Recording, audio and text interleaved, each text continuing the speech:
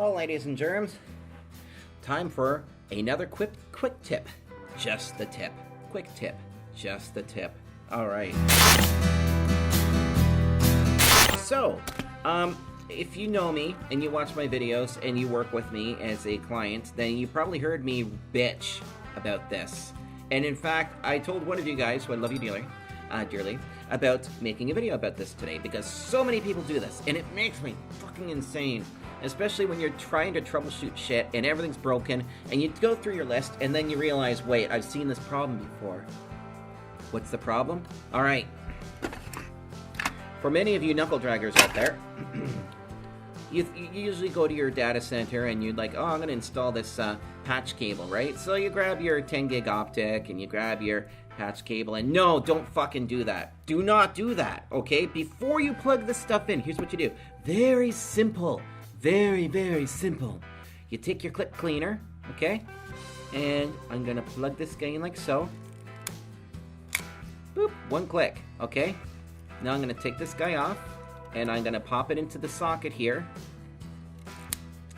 One click. Done. Do that on every single connector, okay? Why do you do that? Because there could be a little teeny tiny bit of schmutz on the end of this ferrule, or inside of the optic itself, inside of the SFP transceiver. And you know what that does? That causes intermittent issues. Why? Because light is a funny thing. Did you know that light is a wave? Oh, it's that cool. It's also electromagnetic. Interesting, right?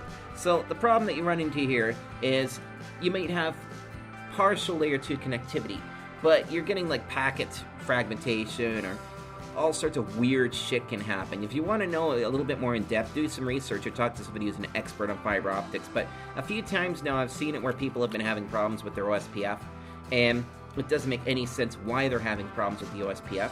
And the data center themselves will go and check their patch cables, and they will clean their ferrules. Or sometimes this happens. It's plugged. Oh yeah, it's plugged in, right? No, it's not. Did you hear that? Here, let me put it closer to the mic. Little bit of data center ASMR for you. Sometimes they aren't plugged in all the way. Sometimes they're dirty. The whole point is though, good etiquette, if you're not a friggin' knuckle dragger, you're gonna take your clicker out and you're gonna click your ferrule and you're gonna click your transceiver before you mate the two together, okay?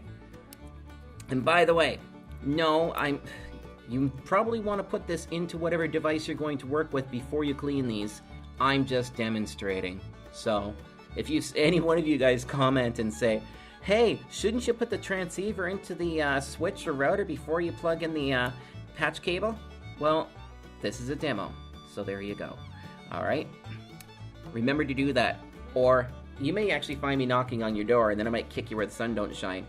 Wouldn't be a fun thing for that to happen, would it? So there you go.